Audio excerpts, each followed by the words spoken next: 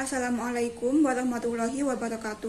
Halo semuanya, perkenalkan saya Nabila Natasha Wahyu Kalia Zahra dengan NPM 22301091071 dari kelas Manajemen Pelayanan Publik C. Pada hari ini saya akan mereview sebuah buku yaitu Manajemen Pelayanan Publik.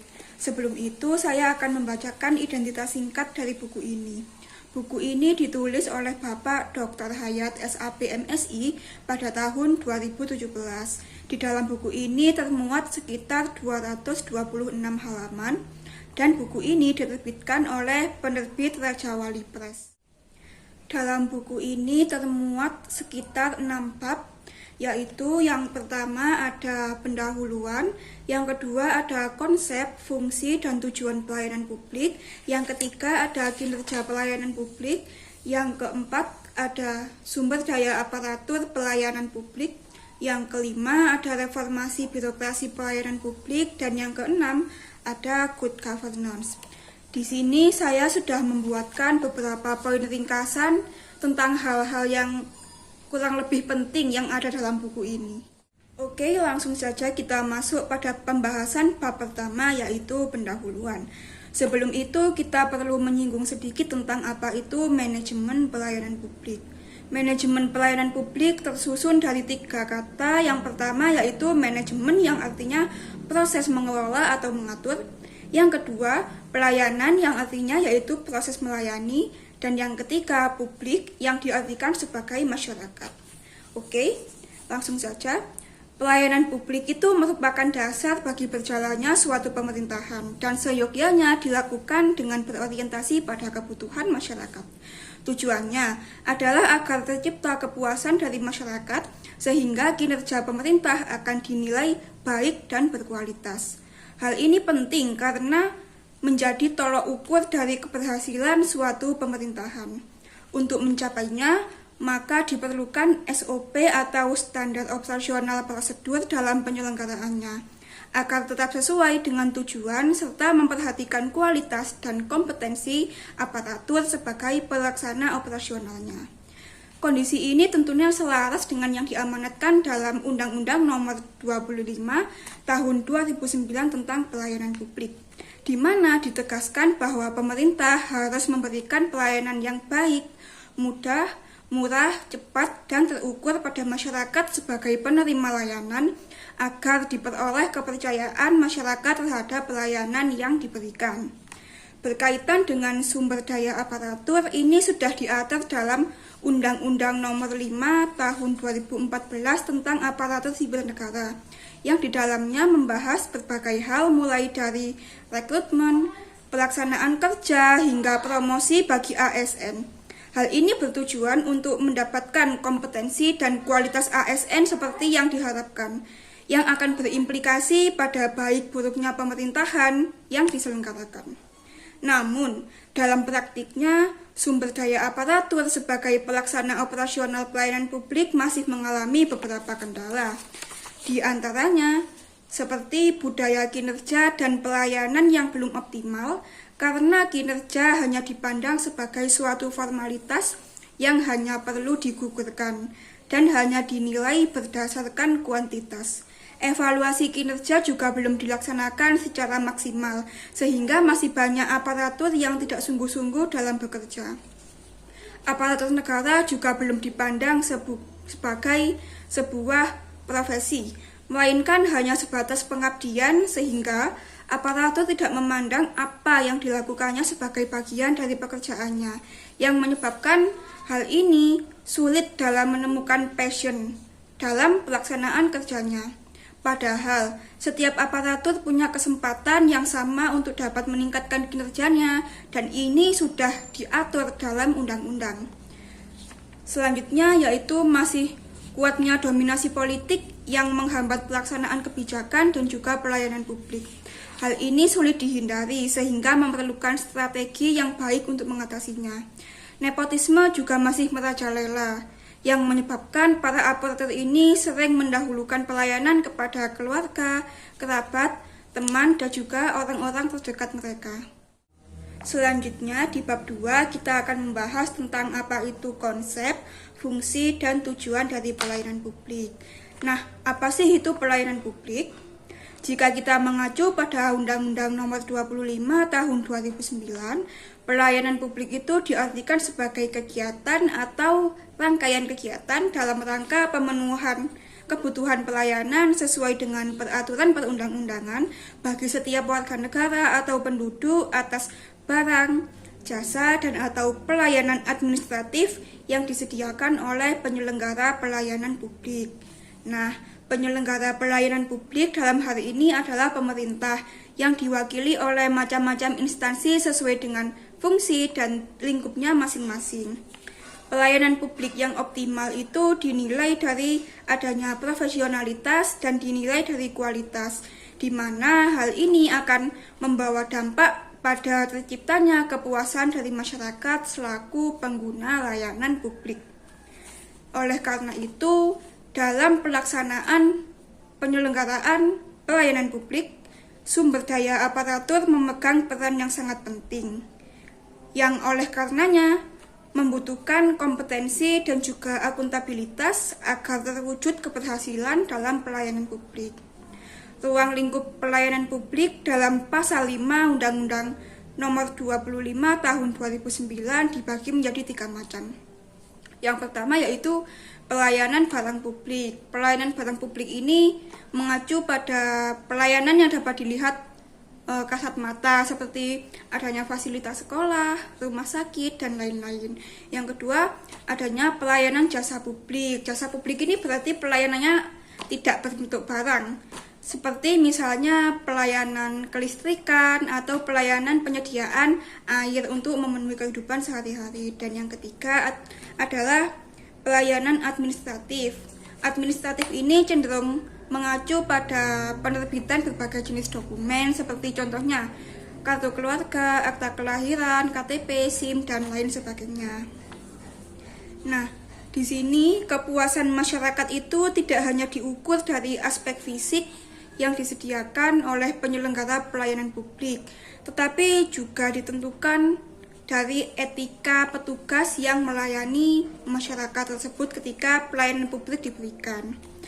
Nah, untuk mengoptimalkan pelayanan publik ini, maka diperlukan standar pelayanan sebagai pedoman penyelenggaraan dan juga acuan dalam penilaian kualitas pelayanan.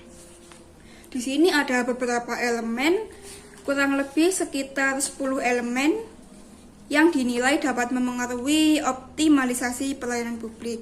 Yang pertama yaitu ada kepemimpinan. Karena dalam setiap kegiatan itu peran pemimpin sangat krusial, karena pemimpin bergerak sebagai istilahnya setang atau setir yang akan menggerakkan roda operasional dalam suatu organisasi termasuk pelayanan publik dalam pemerintahan. Yang kedua yaitu ada budaya organisasi. Budaya organisasi ini sangat mempengaruhi. Kenapa?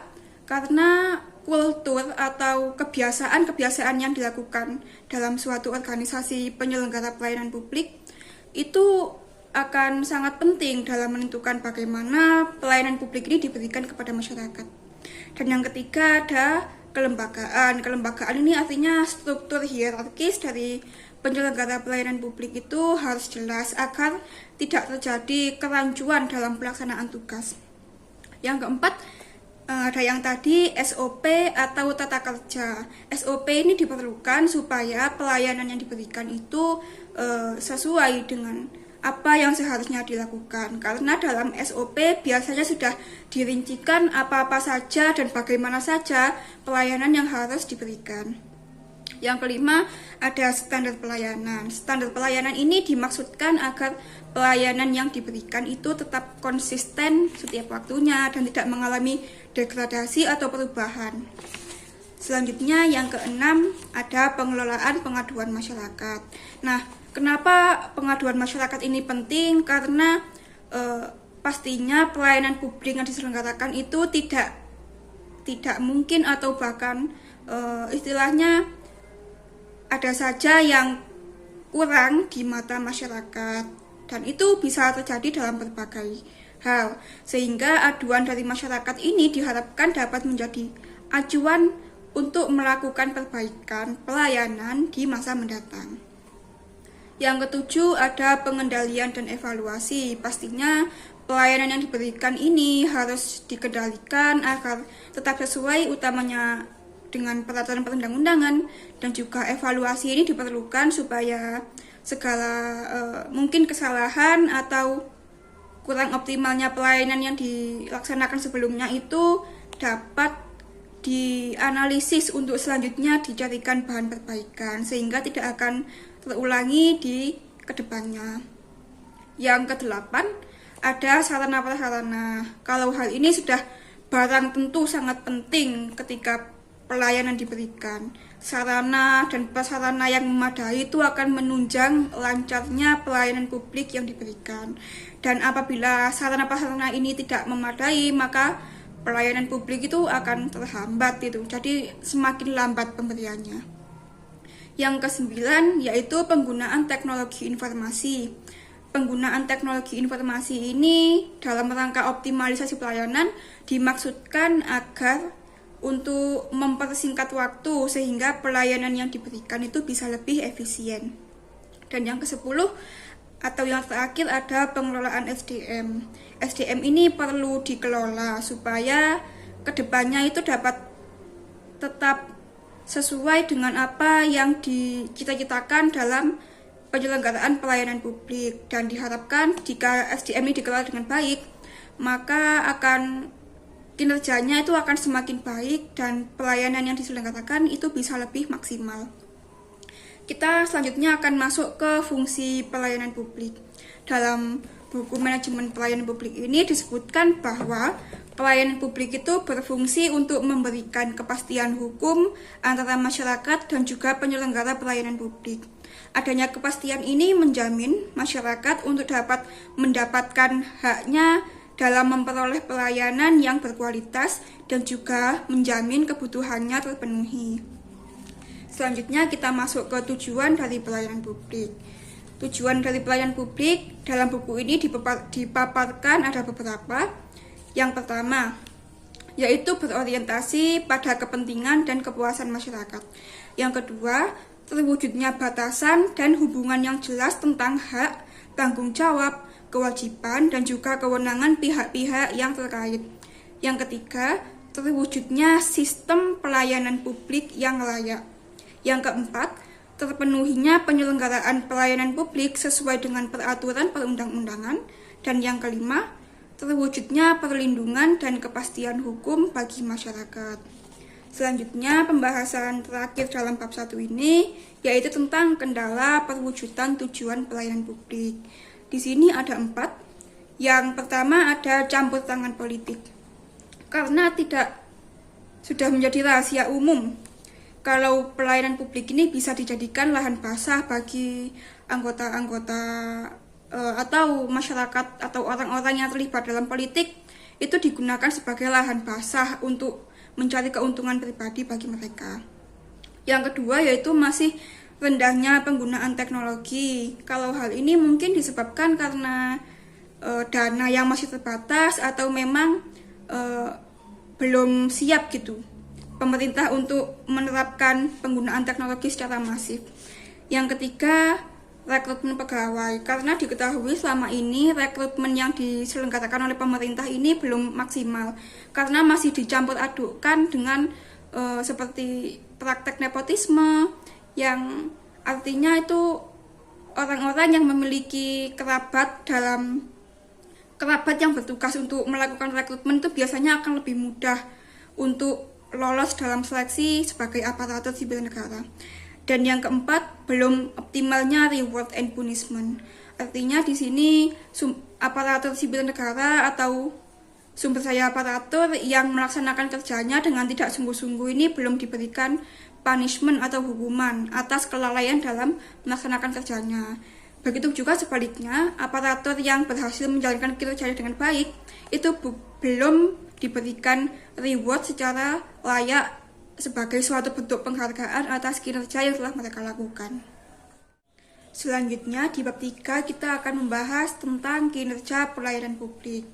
Nah, kinerja itu apa sih? Kalau kita merujuk pada pendapatnya Wibawa, kinerja itu adalah hasil kerja dari suatu individu atau organisasi dibandingkan dengan apa yang seharusnya dicapai oleh yang bersangkutan. Nah, dalam pelayanan sendiri juga dikenal adanya kinerja, termasuk dalam pelayanan publik, yang secara substansial diartikan bahwa kinerja pelayanan adalah bentuk hasil pekerjaan yang sudah dilakukan oleh aparatur dalam menjalankan tugasnya dan juga dalam menjalankan fungsinya. Kinerja dari aparatur tentu sangat krusial karena berpengaruh pada kualitas pelayanan yang diberikan, sehingga kinerja harus dilandasi oleh kompetensi yang mumpuni dari aparatur yang bertugas agar terwujud pelayanan publik yang profesional dan prima.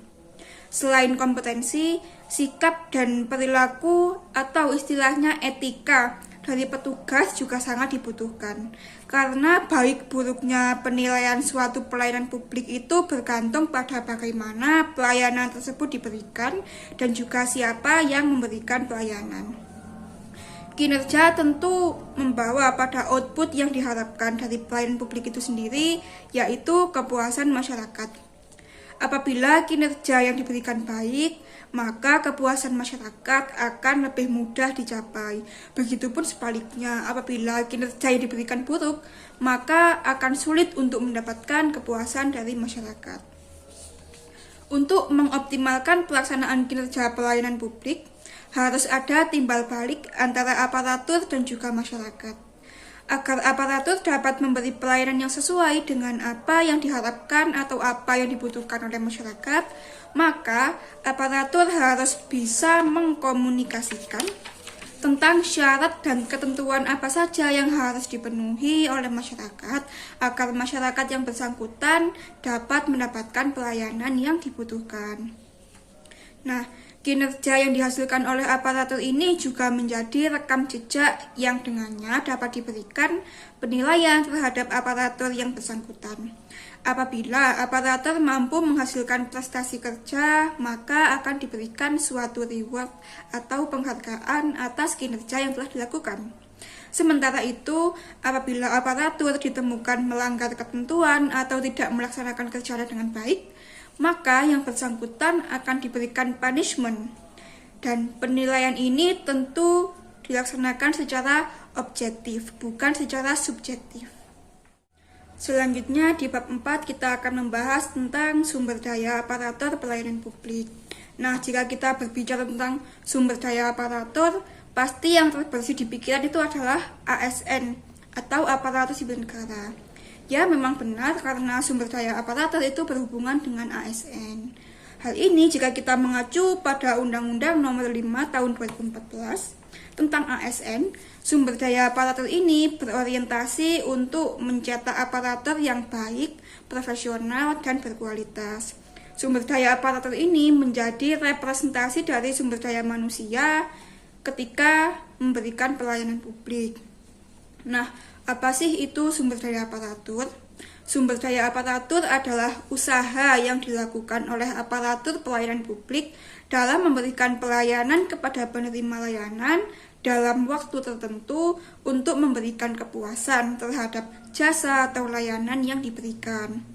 Sumber daya aparatur ini menjadi ujung tombak dalam pelayanan karena berhubungan langsung dengan masyarakat, sehingga dalam prosesnya perlu ditunjang oleh kualitas dan juga kompetensi ditambah dengan soft skill serta dukungan yang memadai baik dari aspek sarana dan prasarana maupun dari aspek dana. Nah, untuk mencetak sumber daya aparatur seperti dengan apa yang diharapkan, maka rekrutmen di sini menjadi kunci. Rekrutmen harus dilaksanakan secara transparan, profesional, dan juga akuntabel. Karena apabila rekrutmen dilaksanakan secara asal-asalan, maka akan dipastikan aparatur yang tercetak ke depannya malah akan menjadi bumerang dalam pelayanan publik yang diselenggarakan. Nah, rekrutmen ini dimulai dari perencanaan, pembukaan lowongan, pelamaran, seleksi, ini yang rawan terjadinya penyimpangan. Selanjutnya pengumuman hasil seleksi dan juga hingga masa percobaan dan pengangkatan ini harus dilaksanakan secara baik sesuai dengan peraturan perundang-undangan. Nah, hal ini itu sudah tercermin contohnya di Indonesia karena rekrutmen yang belum dilaksanakan secara optimal sehingga pelayanan yang dihasilkan itu kurang baik, terkesan lambat, kurang cekatan dan juga lama penyelesaiannya. Selain rekrutmen, aspek promosi juga tidak kalah penting. Apabila mengacu pada Undang-Undang Nomor 5 Tahun 2014, promosi ini adalah nama lain dari pengembangan karir. Pengembangan karir ini tentu dilakukan dengan berdasar pada kualifikasi, kompetensi, penilaian kinerja, dan juga kebutuhan. Nah, kenapa sih pengembangan karir ini penting untuk menghasilkan sumber daya aparatur seperti apa yang diharapkan? Karena kan kita setiap harinya itu pasti mengikuti dinamika dunia ya. Jadi jika aparatur ini tetap stuck dalam satu kondisi dan tidak berkembang, maka itu akan mempengaruhi pelayanan publik yang diberikan kepada masyarakat. Maka dari itu diperlukan pengembangan karir agar mereka ini mampu mengikuti dinamika dunia. Nah, rekrutmen dan promosi ini sebenarnya merupakan bentuk dari fleksibilitas pemerintah untuk meningkatkan kualitas kinerja pelayanan publik dalam rangka peningkatan kualitas pelayanan publik itu sendiri. Kita kembali ke Undang-Undang Nomor 5 Tahun 2014 tentang ASN. Di sini ASN itu dibagi menjadi dua. Yang pertama yaitu pegawai negeri sipil atau PNS, dan yang kedua pegawai pemerintah dengan perjanjian kerja atau PPPK. Kalau PNS ini adalah pegawai tetap pemerintah, sementara PPPK adalah pegawai kontrak pemerintah. Kontraknya di sini bisa bervariasi, ada yang 5 tahun, 10 tahun, dan sebagainya. Dan apabila kontrak mereka habis, mereka harus mengikuti seleksi kembali agar dapat diterima kembali menjadi ASN. PPK dan PNS ini secara esensial sama. Mereka memiliki tanggung jawab yang sama untuk melaksanakan pelayanan publik yang baik dan memiliki kesempatan yang sama untuk mendapatkan promosi yang setara. Hal ini karena dalam UU ASN 2014, kinerja ASN ini diukur menggunakan sistem merit. Nah, sistem merit ini artinya kinerja diukur berdasarkan kemampuan dari ASN yang bersangkutan. Antara PNS dan PPPK ini terletak perbedaan-perbedaan. Yang pertama, khususnya dalam aspek hak yang didapatkan. Kalau PNS ini mendapatkan hak berupa gaji, tunjangan, fasilitas, cuti, jaminan pensiun, dan juga jaminan hari tua, serta perlindungan dan pengembangan kompetensi. Nah, kalau PPK ini tidak mendapatkan semuanya itu. Kalau PPPK ini hanya mendapatkan hak berupa gaji dan tunjangan, cuti, serta perlindungan dan pengembangan kompetensi. Dan PPPK ini artinya tidak mendapatkan jaminan pensiun dan juga jaminan hari tua. Selanjutnya di bab 5 kita akan membahas tentang reformasi birokrasi pelayanan publik. Reformasi sendiri secara singkat diartikan sebagai perubahan atau perbaikan. Sedangkan birokrasi diartikan sebagai sistem pemerintahan.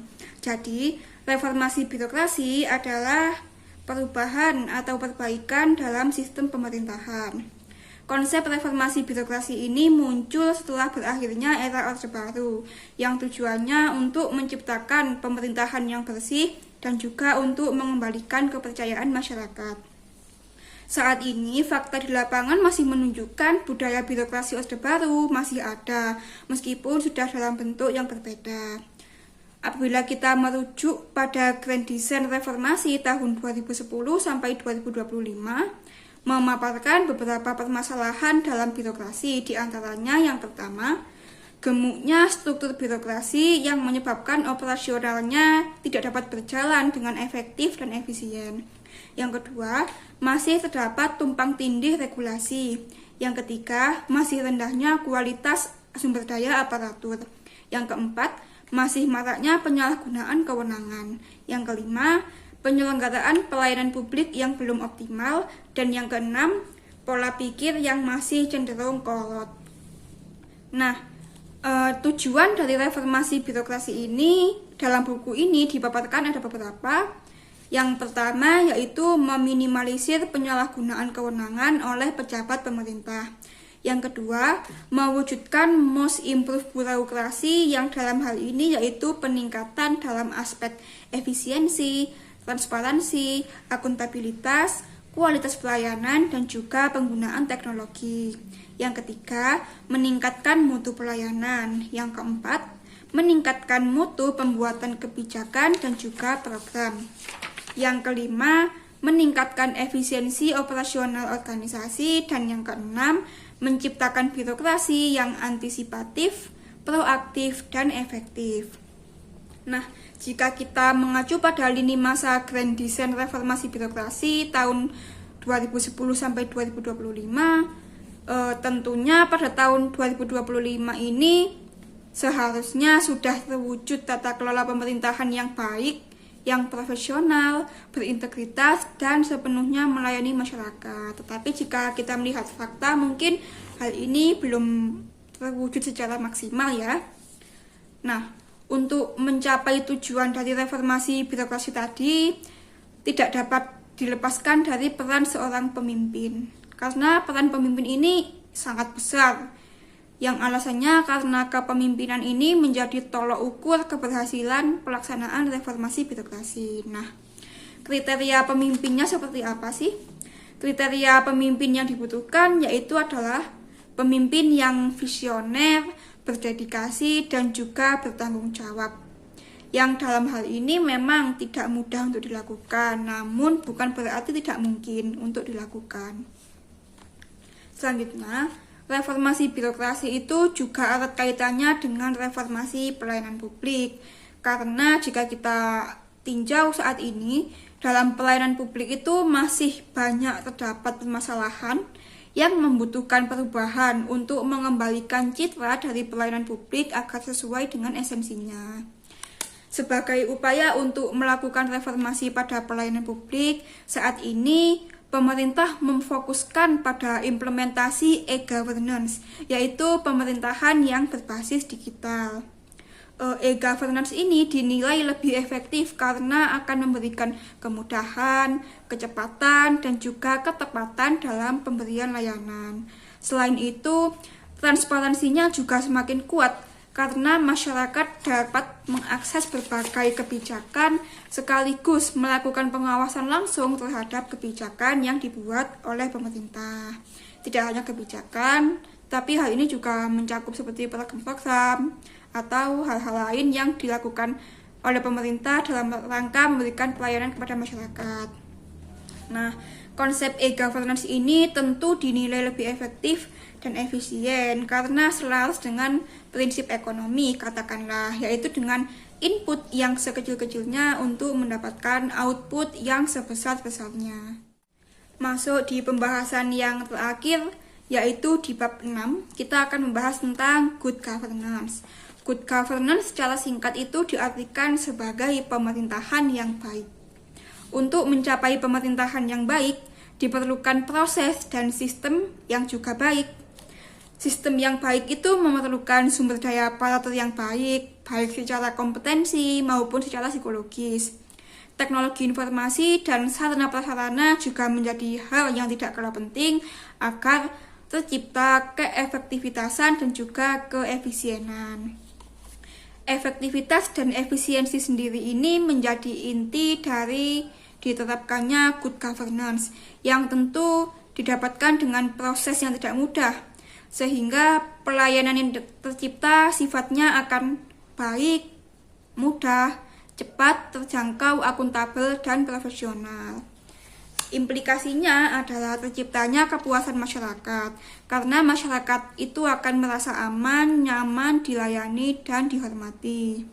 Hal ini juga akan mendorong pada meningkatnya partisipasi masyarakat dalam proses pembentukan kebijakan yang pada akhirnya akan bermuara pada optimalnya penyelenggaraan pemerintahan sebagai channel utama dari pencapaian good governance. Nah, good governance ini juga menjadi salah satu tujuan penting dalam penyelenggaraan pemerintahan, sehingga saat ini banyak instansi yang berlomba-lomba untuk memaksimalkan program kerja sesuai dengan visi dan misi pemerintah dan juga memberikan pelayanan yang profesional kepada masyarakat. Kebijakan-kebijakan yang pro masyarakat juga terus dikembangkan oleh pemerintah atas pertimbangan pada kebutuhan dan kepentingan masyarakat. Namun, konsepsi governance di sini masih sering disamakan dengan government, padahal secara substansial keduanya itu berbeda. Governance merupakan tata pemerintahan yang menyangkut berbagai aspek lembaga secara keseluruhan, termasuk government itu sendiri, ditambah dengan aspek lain seperti sosial, politik, dan juga ekonomi. Pelaksanaan good governance ini tentu melibatkan sinergi dan kolaborasi dari berbagai stakeholder, yang dalam hal ini adalah pemerintah, pihak swasta, dan juga masyarakat. Sejalan dengan hal tersebut, terdapat 6 prinsip yang harus diimplementasikan untuk menunjang tercapainya good governance. 6 prinsip tersebut, yang pertama adalah pemerintah itu tetap menjadi elemen kunci dalam kolaborasi ini. Tetapi perannya tidak mendominasi, melainkan hanya sebagai koordinator untuk mengkoordinasi aktor eksternal pemerintah agar mampu bersama-sama mencapai tujuan yang diinginkan. Yang kedua, yaitu kekuasaan harus ditransformasikan dari kekuasaan atas menjadi kekuasaan untuk penyelenggaraan kepentingan, pemenuhan kebutuhan, dan juga penyelesaian masalah publik.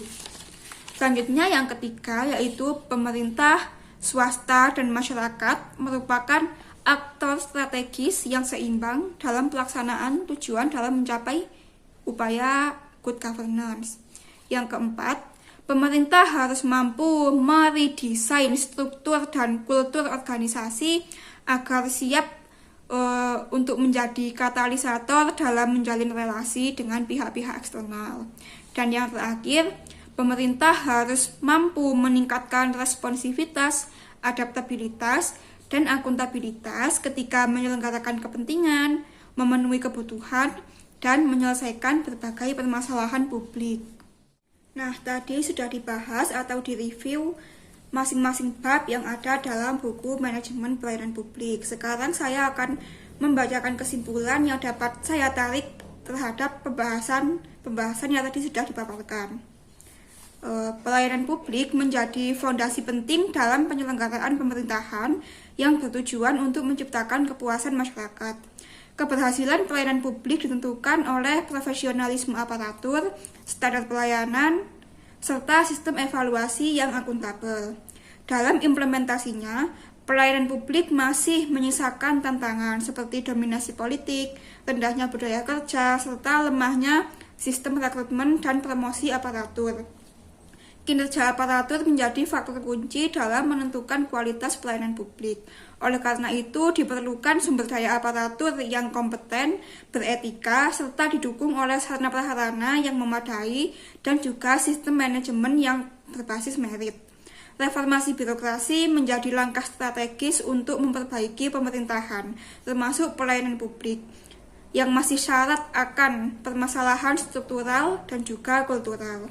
Upaya reformasi pelayanan publik melalui penerapan e-governance menjadi solusi yang relevan untuk menjawab tuntutan zaman dengan meningkatkan transparansi, efisiensi, dan juga aksesibilitas layanan. Pada akhirnya, pelayanan publik yang berkualitas menjadi fondasi bagi terwujudnya good governance, yaitu pemerintahan yang baik, efektif, efisien, dan partisipatif yang melibatkan sinergi antara pemerintah, swasta, dan juga masyarakat.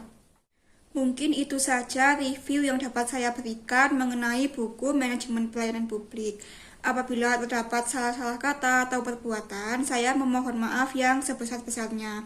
Wassalamualaikum warahmatullahi wabarakatuh.